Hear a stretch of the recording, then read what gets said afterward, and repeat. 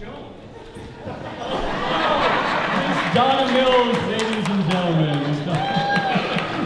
I like the broken haircut.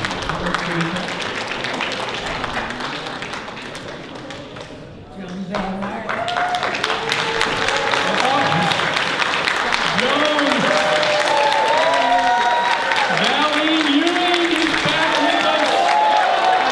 How exciting.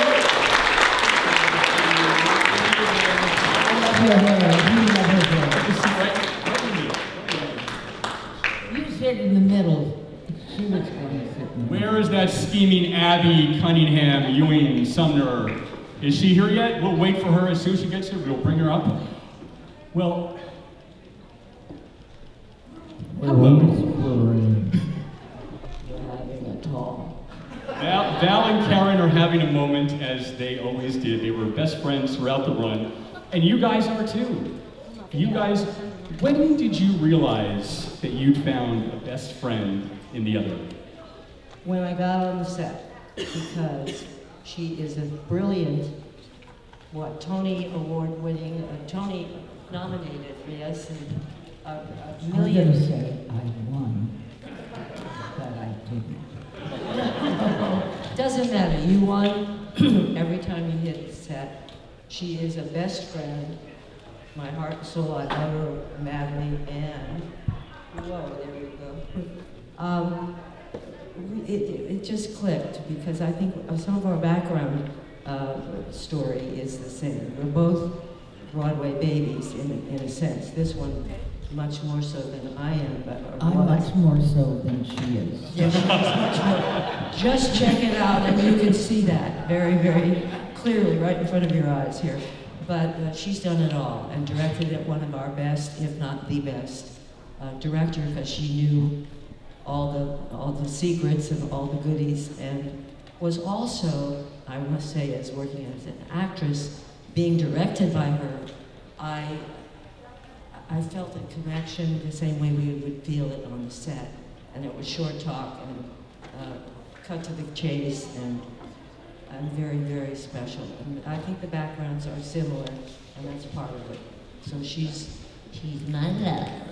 Even though we have our moments just being, it's like sisters too. It's up and down, up and down. It's not hugs all the time. That's insane. Real people. What, real? Real people. Exactly that, exactly that. And the bitch that's about to come out here in a few seconds, that's another story. That's a whole other... Because we went on. Can you hear me? Okay. We can hear you. Yeah, no, I can hear myself too. And I hear it too. And I sound very unlike Karen. There you go. She's hot. She's hot, and she's been sitting on it. So. Well, Joan, you revealed your nickname for Donna. Oh.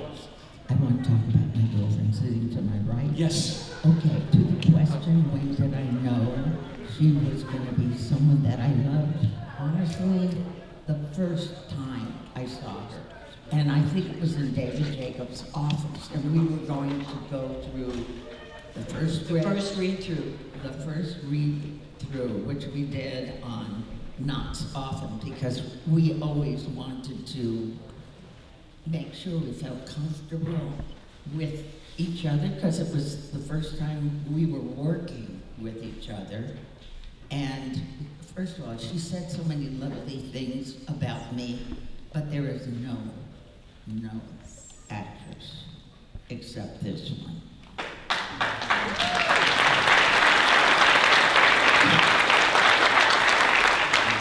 I'm gonna get verklempt. I think I will for sure. But there was always an effortless connection, period, at the end. I just look good. Yes, she is. Me, on the other hand, I'm a cleaning lady, part-time. I take care of the trailers and the makeup room and I don't know what. And that's the other thing too, sitting in the chair, before you start to work, sometimes at 5:30, 6 a.m., the connection that starts at that moment in the makeup trailer kind of is a kickoff for the whole day. And we always had comfort there. And Bill Reynolds, who was Debbie Reynolds' brother and was our, I don't know what you would call him, but almost an acting coach, because when you were in the makeup chair with him, you weren't just getting a fantastic job on the makeup. He had the talent of listening and setting your clock, so to speak, for the day to get you to say, let me at him on the set, because he really understood actors. And so was he not only a great makeup person, but he tuned in and tuned on what it was we needed in that chair before we went in at 7 a.m. for rehearsal and 8 a.m. to start filming. So that was a gift right away, out of the starting gate. Yes. I keep feeling this is. Now I'll sing for you. Yes. Requests? Have Anybody? yourself a merry Any little requests? That was a joking thing. I feel like it's not on, or Yeah, we here can it hear you. is. We can totally hear you. Here it's not. Here it's not. Here it's not. And now she will sing hits from her Broadway shows. I was curious. I wanted to ask, we heard your nickname for Donna. Do you have nicknames for each other, for the two of you? Oh, Here there she is. she comes.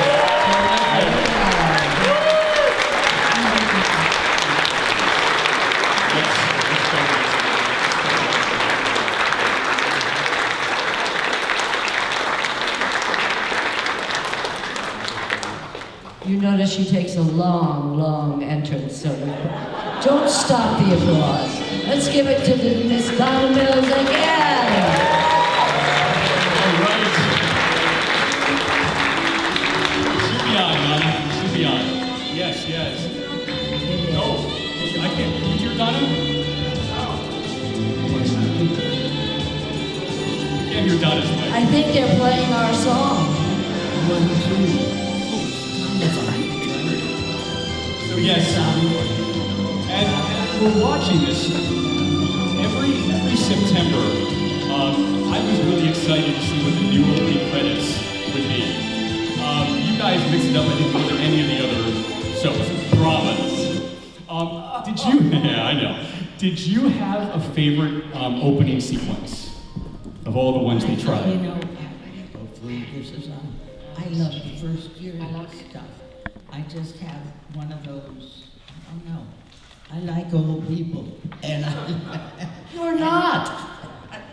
no, I did like it, and I was married to it. When you see it so often, and you're first starting a series, that's the one. That was on. That was ours when you joined us, right? Was the original one. So we're talking about the music. Yeah, I think the first one was the cul-de-sac when they zoomed in on each of your houses. Yeah. Yeah, that was the first one. And then I think when you came in, everything changed when you moved in. It sure did. It sure did. She's such a slut. Joan, She can't help it. what was the nickname you had for Donna when she was making her way here? You announced to us? She was the biatch. I think she was talking about Abby, though. I think that was Abby. In this opening sequence, they had you all do this look over the shoulder thing. Right. Yes. Well, that was, also the slap, what was it, slap fest, where she had a chance to slap. Oh, I remember that. That's a blooper that you're was talking about, where you slapped the heck out of Donna and Karen and Lily Mae. I think everyone came up for a slap. But what you were talking about Yeah. is one of the years, he was talking about the music, how it changed, and the visual. And he's talking about one I hated, maybe you did too. He's talking about the one where we did this. Exactly. Turn from behind, slow. Did you hate that?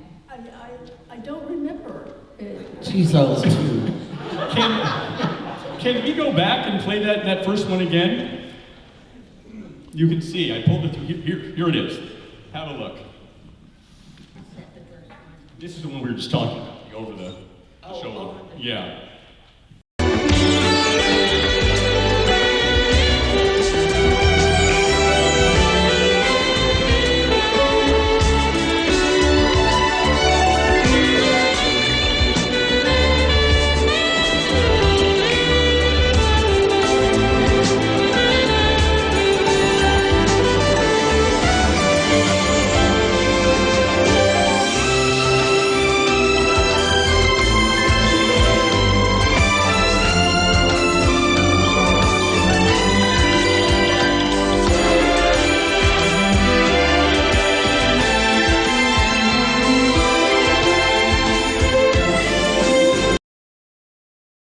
I mean, maybe the best theme song, though, I think. Dynasty was great. I loved Knots Landing theme song. It told us it was Thursday night, 10 o'clock playtime. Absolutely. You guys remember that? Did you make it appointment viewing? Yeah. So, of all the soaps, dramas, I keep on doing that. Kick me if I say so. Why do you think Knots Landing got to us more than other shows? It really got to our emotions, to our core. I mean, there was exciting things that happened on the other shows, but we felt for you guys when you were in pain, we were in pain. I'll let you go after this one sentence, because you do it well. We were real people. You could identify with us, because we were like you.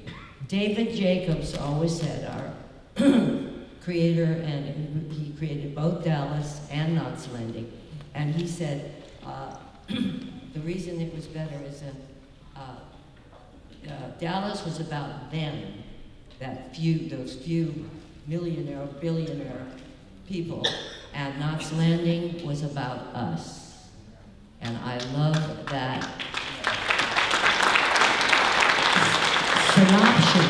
It's a synopsis of the show that is the heart and soul. And it was always connecting with an identification that the people in watching it in the flyover seats said, yes, that's right. And I see as you nod your heads here that it's the same thing. And that's wonderful that it wasn't, furs hanging off your shoulders and diamonds hanging off your Now and earlobe. again, there were furs. What was it? And diamonds. I missed that one, I think. I said now and again, there were furs and diamonds. Yes.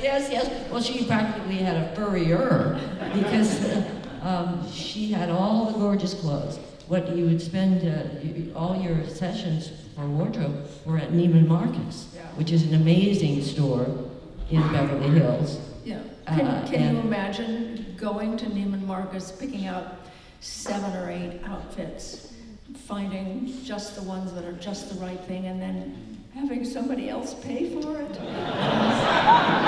While Valene was in getting at Walmart's, she's getting a new apron. She's getting a new apron for the kitchen. Well, Joan, I think you're right. You guys were us, and you were very relatable, and we could all relate to one of your storylines at one point or another. Michele, when very early on in the show, there was a change in husbands for you. Sid left us, and then Mac came in. For me, right around that same time, my father had passed, and my mom was about to marry a stepfather. So that's what I latched onto, and I was like, gosh, I know my mom loved my dad, but he's gone, and now she's going to marry this new guy. And there was a scene that you did, well, we're going to see it. And this had me in tears, but it really kind of helped work me through this. That, you know what, I had dad, he was great, and now it's time for a new experience for my mom, and I'm going to make the most of it. Let's watch this Karen McKenzie. Beautiful, beautiful moment. Well, I've been thinking, and I think I'm going to wear my wedding band on this chain with my locket. I don't think I should wear it here anymore. I think that taking it off my finger will mean I'm starting to let go. Not of our love or our marriage or our beautiful, sacred memories, but of my fantasy, the one that hovers around telling me this didn't really happen. You're not really gone. It's all been a terrible nightmare.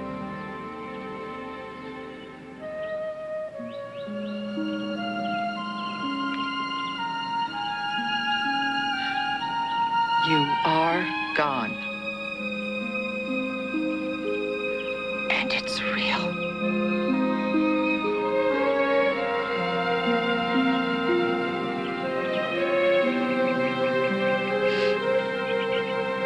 Well, goodbye, piece of stone. I'm sorry I couldn't have been any better at this.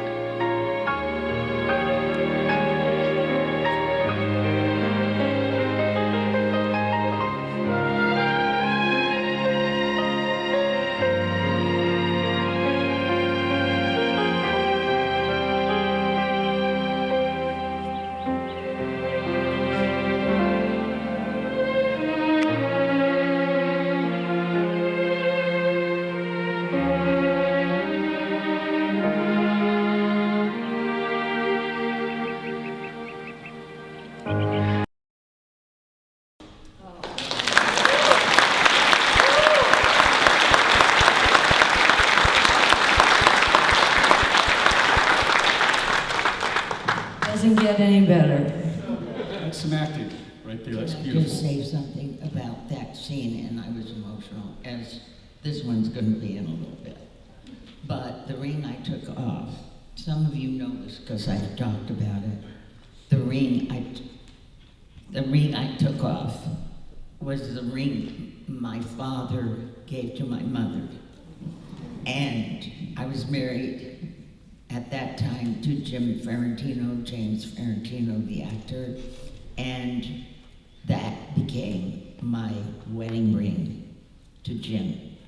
So when I actually took off that ring, it meant, I can't tell you how many things it meant to me. It was like saying goodbye to my parents, right? To both of them, and to a marriage that we loved each other and was broken. So, that's all, folks. There's a lot going on. There's a lot going on here, just like for Karen. Let's switch to a happier moment. You got to then play with Kevin Dobson. What did that bring to Karen and to the show? The Mac Karen fabulous dynamic. What was what? How did that change things and make it so much more fun for you?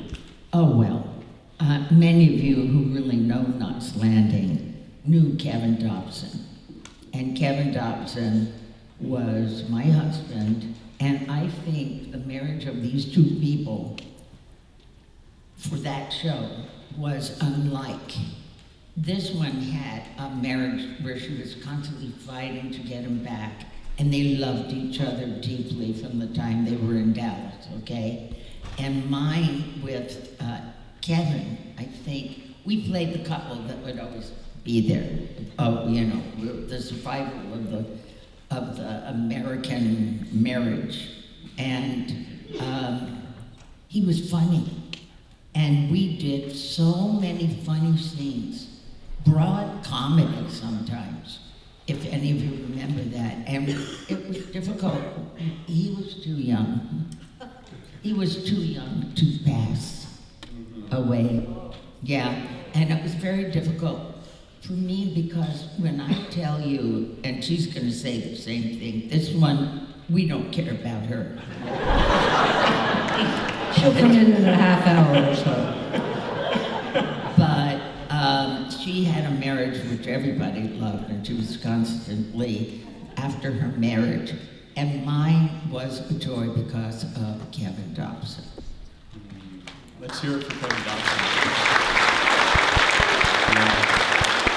You know, I've had the pleasure to work with these women a few times. For the Hallmark Channel, I produced a Christmas special, a 2-hour Christmas special, and they all came along with Kevin and Ted.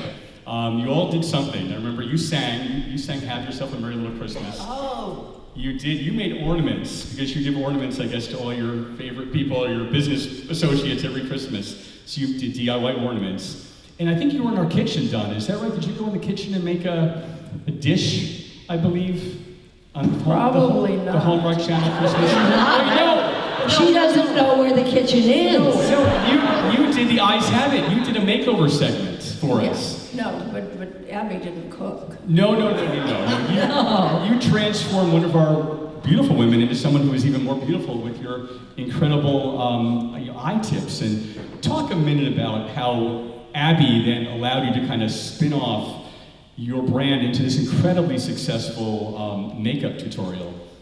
Yeah, well, people kept writing to me. At that time, you couldn't text or do any of that stuff. But they were writing to me and saying, well, you know, tell me how you do your eye makeup. I need to know how you do your eye makeup and everything. So I said, why don't I just do a video about it and show them? And so I did. I got a whole production crew and I shot it in my house. And all on my own dime. And then I thought, oh, I can't distribute it. I don't have the wherewithal to do that. So I took it to Universal. And they bought it, and they distributed it, and it went platinum. It's huge. Yeah, it was a big deal. It was a big deal. Yeah. It was. And then after that, I did a makeup kit. an eye makeup kit that was just eye makeup, eyeshadow, mascara, the whole thing, with another video that was just eyes on that, and that was called The Eyes Have It Too. And I sold that for a while. Yeah, I didn't buy it. Oh, I hope you got a free one. obviously. Oh, ouch. Meow. Yeah. Oh, that was brilliant. That's a moment. All right. Well, I asked about eyes because I wanted to ask you, when you had a tear-jerky scene, I want to ask how you found the tears, how you made yourselves cry, if it was real or if it was a little help from a prop guy with some drops, and also how you kept your eyes looking as beautiful as they were when the tears were flowing. Oh, whenever I had to cry and, you know, I had makeup on or whatever, I always used non-waterproof mascara, because the best thing is the mascara running down your face. I mean, that's, you know, you gotta have that. But yeah, I mean, as actors, it comes from inside. You know. find something. Yeah, you find something that makes you feel, you know, bad. Many times it's the same thing that the character's going through. You can identify with it from some time in your life, in some angle, some way, and then the emotion just comes up through you. It just does. They know that. Yeah, this next clip left many of us in tears, and it was, I want to ask, there were so many amazing storylines on Knots Landing, but shout out, what was the most compelling? What was the most, what was your favorite? The twins. Well, here it is. Yeah, what? They told me your babies are alive.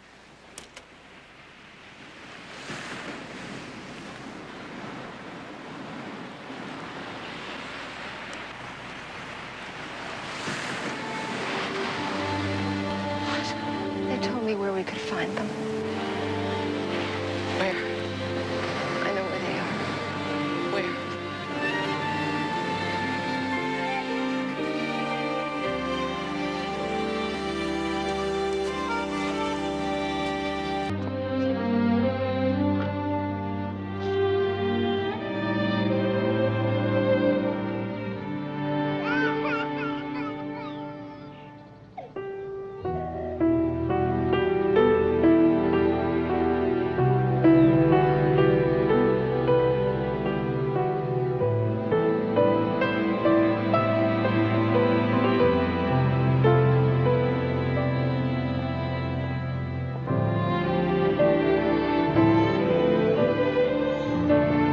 Don't ask.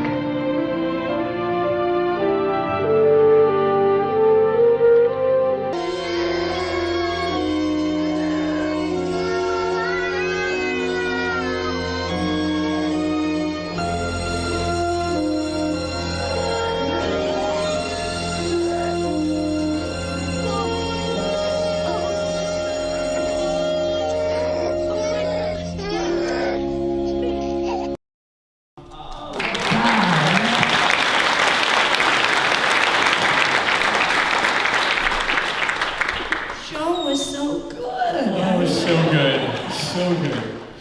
That scene, when they finally got to that moment and they were placing those babies into your arms and you were being belly, tell me what was going through your mind behind the scenes of that moment we just saw. Well, I don't know if they had the kids, on wind-up toys, and the minute that they were in there, they would cry away. But that whole storyline and that moment, which had Julie Harrison, my sidekick here. What's her name? Yeah, I was just going to say, what's your name again? Okay. But all these clips, I don't know if you've chosen them, but they do show the fact that it's not just one hand or one finger. It's that could be a joke right there. But no, it was always intertwined. We fed one another. Made this storyline happen. All of it. That's the whole unit of editing and cutting, and you just felt everybody in that whole thing. But that was the time, I have to bring this part up, that it was #1 for the week. That's right. Of the ratings. The only time it was #1. And that's bravo, Knots, Landon, all of them. All of You're them. lying. No, I am. I'm acting. I'm acting. I should hope you'd cry and clap. Well, You know what, wait, before Yes, you go on, please. because you're the leader and I'm not paying Yes, attention. no. Okay. It was my favorite show. I think it was everybody's favorite show. And the work that you did before the scene was a jewel. I know, when the doctor tells her, oh, I'm gonna cry. When the doctor tells her that they're no longer with us, they're gone. And she has this moment on screen for about 5-6 seconds that is, as she likes to say, pure gold. The look at Valene at that time.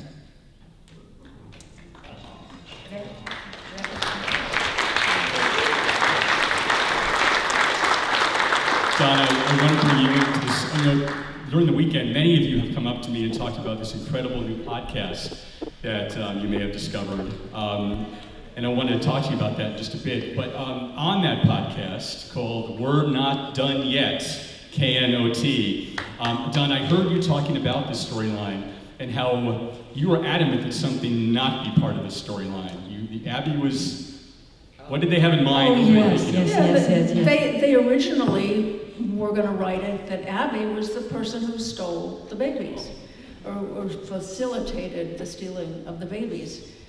And I heard that, and I went to David Jacobs and I said, David, if you do that, you might as well just kiss this character goodbye, because nobody is going to stand for that. First of all, I don't think you should do it because Abby wouldn't do that. She's a mother, whatever other faults she has or whatever, she's a mother and she wouldn't do that. And the audience won't accept it. They will hate her. They will never want to see her again. And he took it to heart. And they switched the whole storyline around in order for whoever it was that did steal them to steal them. And I didn't have anything to do with it. And I thought it was really clever of them and smart to have me be the one to come and tell her that they'd been found and that they were alive. So that it's one of the wonderful things that they always did. They made people human. They made our characters human. And they got it from several characters to have Ted and now I'm going to Ben, who was in the story.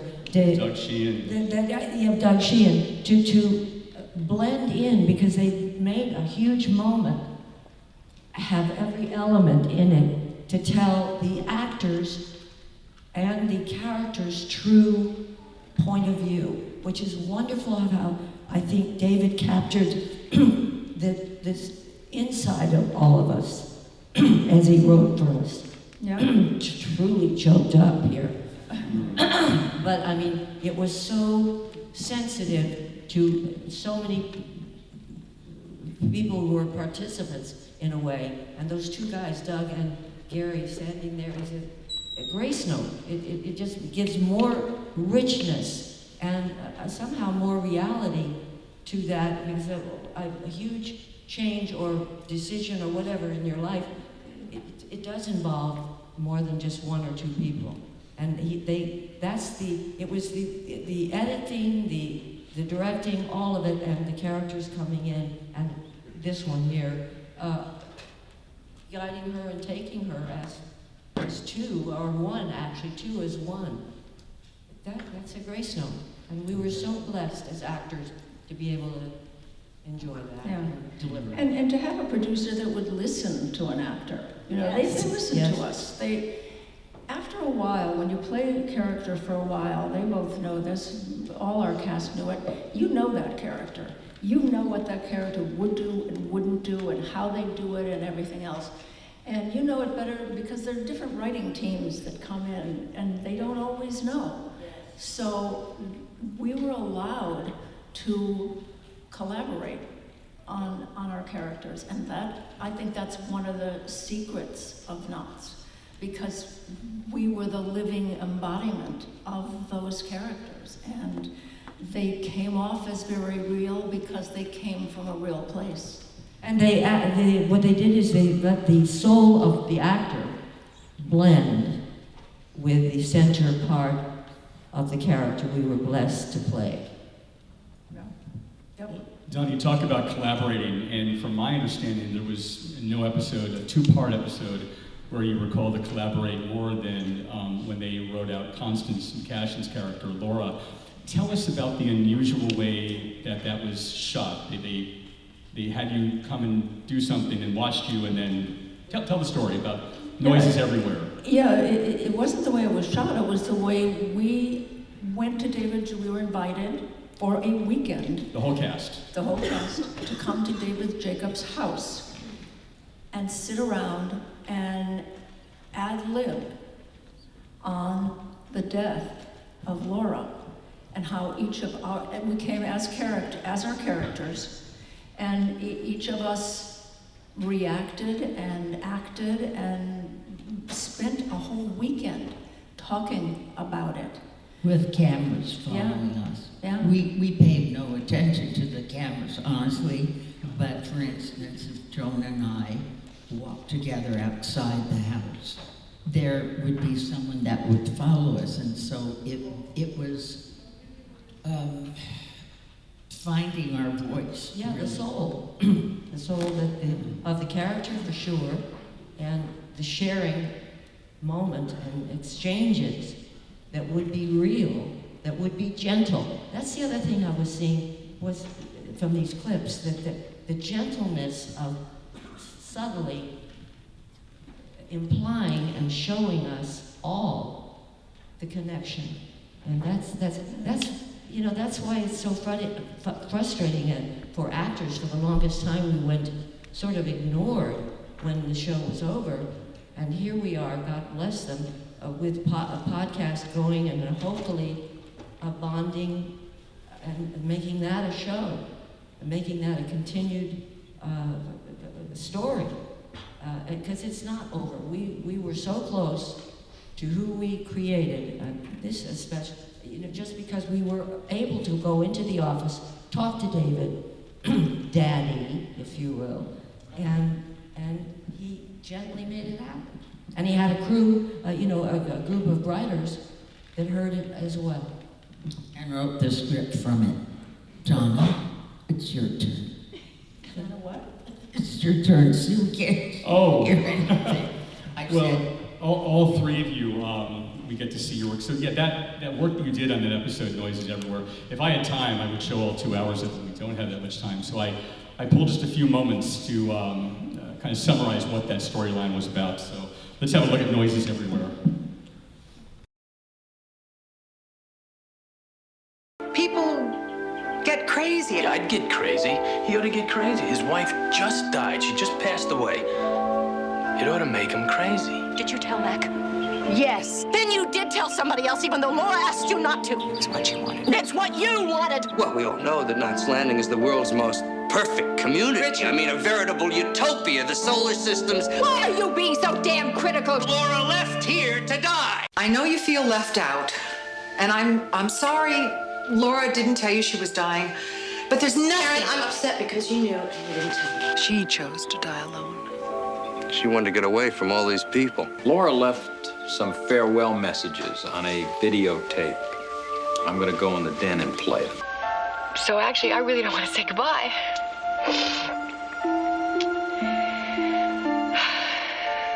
Just that I love you very, very much. And I'll see you later. Maybe.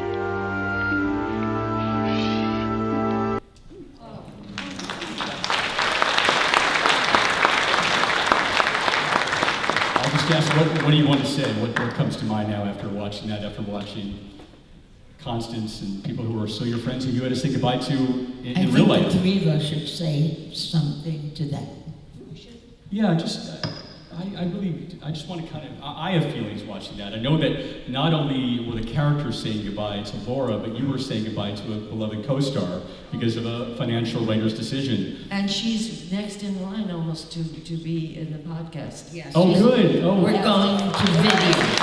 Oh, fabulous. I think that's the number one requested person that people want to hear from and see, and that, I think many people were really bummed when she left the show. There wasn't a really good it isn't a good goodbye. Never with an actress of her, stature, but it leaves a scar in a tiny way. And she was invaluable, and And I think, I don't think this is telling tales out of school, but she was very hurt. Yeah, still is. Yeah. Bruises, heart She was bruises. very hurt. And I just would like to say that the three of us have talked to Constance very recently about, well, first of all, we love her, and I know I went up to see her this year as Donna did. Yeah. And I think you were doing a movie. Of course, starring. But anyway, that's when we asked her if she would please do it, and of course, we knew she was going to say yes, and she did, and we're so happy. And she gives an amazing interview anyway, she does, because she's smart. Yeah. I'm sorry, it's my phone. Please answer your phone. It's another job. And they can't Gregory talk- Sumner calling, he needs you right away at the house. Well, that same year that Constance was written out, Lily May, Julie, also left the show. And I want to start to open this up to all of you. I met a gentleman last night at the cocktail party at Southfork who was a huge fan. And he really loved the dynamic between you and Julie. And he had a question. I hope he's here. It was Chris? Yes, there he is, yes. So you had a question about a nickname. Get up and shout out that question to Joan. I want to know where the sweet pea came from. Was that scripted? Is that something she came up with? Yeah, I love the sweet pea, but and it sort of branded and gave a tone for sure to her character. But I think Julie came up with that. Again, one of the examples of the actor loving what they had and said, "How about David? I want to call her Sweet Pea," because it was right. And the zither, that musical. That just somehow, it's like when somebody's singing and he hits a, no, but it was she would sing songs without play the zither, so that she had such a character, and she was such an actress. The one that at that time was the only one that had 5 Tonys on the mantle at home in the apartment. The scene where Well deserved, well deserved. the scene where Valley was giving Lily May a perm was priceless. I mean, And that was a rewrite I went to, was another example of going into David, and it was a normal kitchen talk. I don't know, cookies and milk, who knows what it was, or tea or whatever. But she said, when? I called her and I said, Julie, this scene, we can do something more fun with this and more, well, you could give me a perm. I had my hair cut.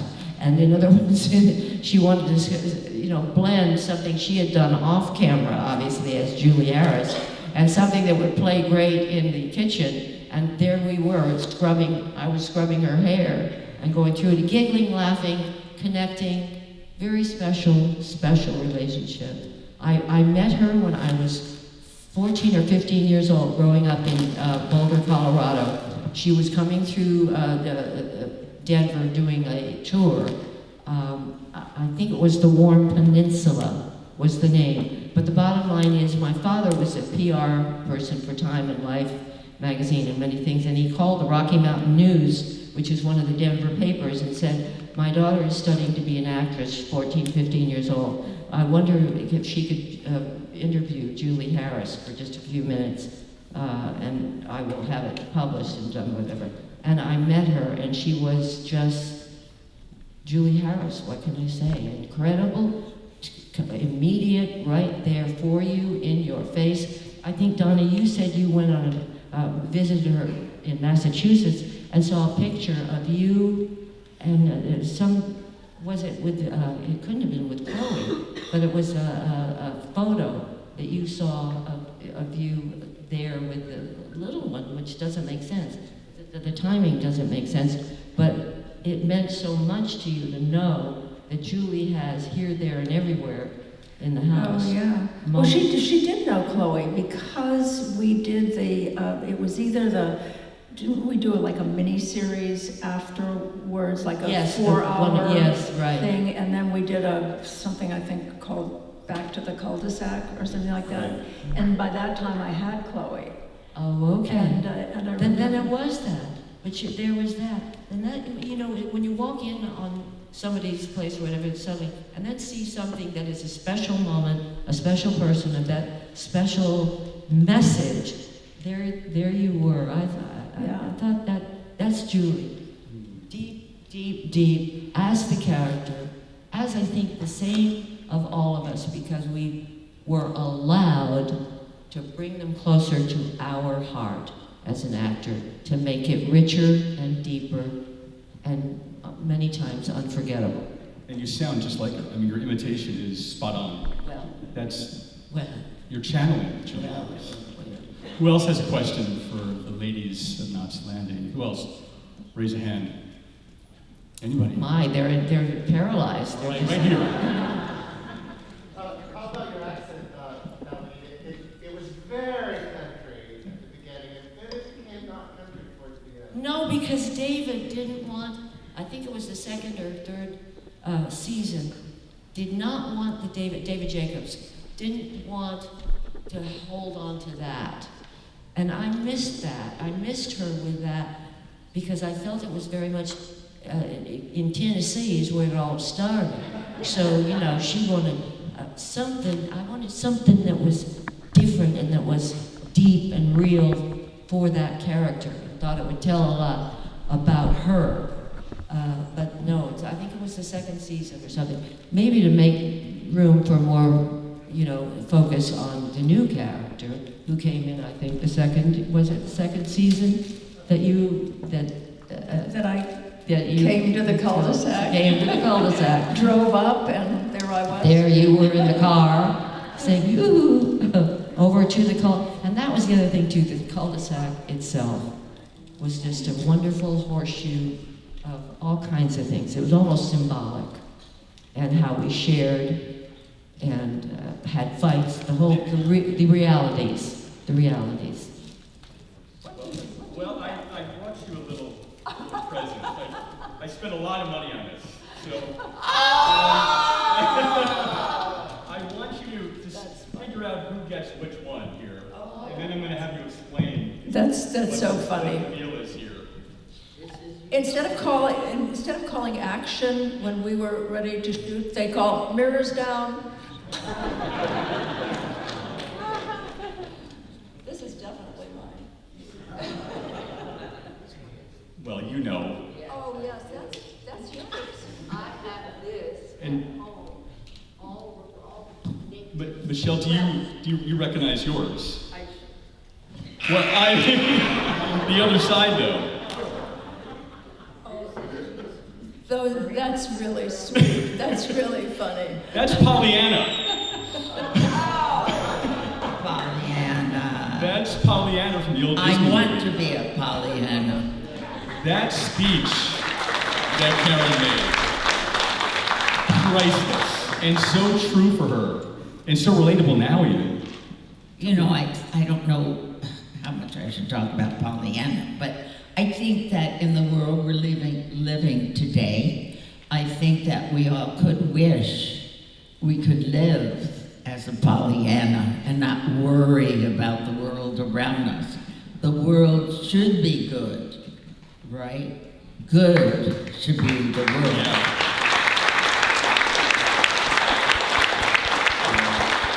And Joan, why Mona Lisa for you? Why Mona Lisa? Why is... Mona was so perfect, and they called her Mona. I did this one time was shooting a commercial down in Florida, and left Mona's on the floor. It's Your mirror that you had on Knots hair and Landing. makeup. Mona hit the floor, and I thought it was a broken mirror. I thought that is a wrap for Joan Van Ark. I'm crazy superstitious, and especially to theater things. And you got to have every break you possibly can. But they tiptoed in on this the film that we were doing of a commercial, and said Mona's on the floor, and I had to put her back together. But she's home in my You still have the original. Oh, I have it without a good. doubt. She's a little chunky, but so am I. So am I. So I think it works. But she does show some scars. But I will never part with Mona. She was my pal, and it was always when we were yeah.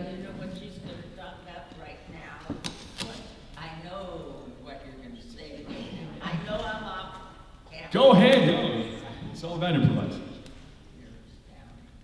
Oh yeah, mirrors down. Yes, this would be us as we were ready for a scene. Do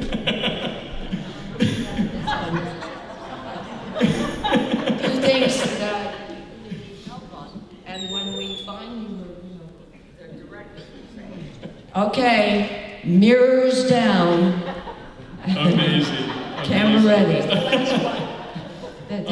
Well, your efforts paid off. You all were flawless. So in the short time we have left, I want to just play a short little game until they kick us off stage. So with your mirrors, I'm going to just ask you which of you 3 questions. And if you feel the answer is you, raise it above your head. And if you feel it's one of the other ladies, just point it in their direction as well as you can, where you're seated. Don't talk, in other words, don't talk. What's that? Don't talk, just actions. Oh, you can just lift it up. Yeah, no talking for this. We'll get through a few of them. If you really want I it. wish I could lift it up. You lift it up just fine. If there were a Real Housewives of Seaview Circle, a reality series starring the 3 of you, which of you would be most likely to flip a table or throw a drink in someone's face? Yes. If there were a Real Housewives of Seaview Circle, like a Real Housewives of Orange County, a reality show with the 3 of you, which of you do you think would be the most likely to flip a table or throw a drink in someone's face, which they're always doing on these reality shows? Who would throw a tantrum? Who would be most likely to throw a tantrum? A tantrum? Yes. Whoa. So, Michele? On the show, would be able to throw over a table because something happened. I know, I got it. Well, Donna says Michele. Donna says you. And who do you think? Yeah. Oh. No, you're asking me. Yeah. It might be Donna, just because I don't think the other two. That's interesting. Yeah. I think that if that were true, you would have seen it a lot sooner. That it would have been that would be a shocking thing for Valine to do. But you know what? Maybe screw it. Maybe she would. Maybe because I would love it because then she had teeth. Yeah, exactly. She can growl. So. We'll do one more. So, which of you delivered the best face slap? Who was the best slapper? Who gave the best slaps? Well, I know I got a chance to. Yes. Who wouldn't love it? Who wouldn't love it? I got to keep my eyes on you. I know experience. Black and blue for a month. Oh, okay. Now we're in the game. Now we're having fun. Which of you is most likely to go home with a piece of wardrobe? Who would have taken it? I admit it. Yep. And one last one. Which of you is most like your character, do you think? Who is most like your character on Knots Landing? I think we're all like our characters. In the best way possible. Only in the good way, yes. I think we are, all of us, a mix of our characters. Oh yeah. Because in certain ways, I am Karen, and they know in certain ways, Yeah, but I think there are elements of each of us that we either infused the character with or the character infused us with. that's a trade-off, and that's a wonderful, colliding there of two things, but it makes for a very interesting and generic and appropriate way to play a certain episode of a certain particular scene. And that's just a gift for an actor. Someone so in tune that they give you and welcome your own feelings about it. And I've said this ad nauseum, but I can't say it enough, because working other shows and other situations, you don't always have that gift. And we were together 14 years. Joan left the last year, but the bottom line is we had that the whole journey. That's a gift. And now you're all together on this fabulous podcast that you're having so much fun with. We're not done yet. And it seems like they've discovered it, but for those who haven't, tell us, there's a new episode every week, is that right? We take two usually. Yeah, it's on once a week, on Tuesdays. Once a week. And you said it's going visual. We're going to be able to see in you about guys. a month. Right. Visual, yeah. Fabulous, fabulous. This is Yeah, good. where you'll be able to see us, and also we'll have guests. You know, a lot of the cast that people want to see again and talk with and talk, you know, what we did back then and how it was and all that. So yeah, we'll have that. And then we'll have other guests too, you know, I mean, friends of ours, people that we know, people that we've worked with in the business through the years. So I think it'll be pretty interesting. Oh, for sure that. And I also, there's one other note that I would hope that would encourage people like, wonderful people like you who are here right now. If there's something in their life coming out of COVID, and all, for us it's 3 strikes in a row right after COVID was kind of backing off, and then we went through all that kind of separation, AI and a new way of filming and tone for scenes. If you have in your life something, and you don't have to say your name, but I'd love us who care for you and to thank you for being with us and on game and on the ready for listening and talking and having a conversation. Share something in your life that if it was similar or something that you have held back and not talked to anyone about, that you would share that maybe with us, and it would be after we go virtual, which would be us in person, that you could trade with us and say, there's a situation and such a, what do you think? What do you want? Just so we can become like we were as a cast and actors on Knots Landing. Can we reach out and be something and special and give you our thoughts and feelings from 3 quite different chairs, but nevertheless caring for you and thanking you. I'd love that we will start doing that when we become a virtual show. But I would suggest don't listen to any advice that we give you. Yeah, without a doubt, without a doubt. Together again, what a pleasure, what a treat.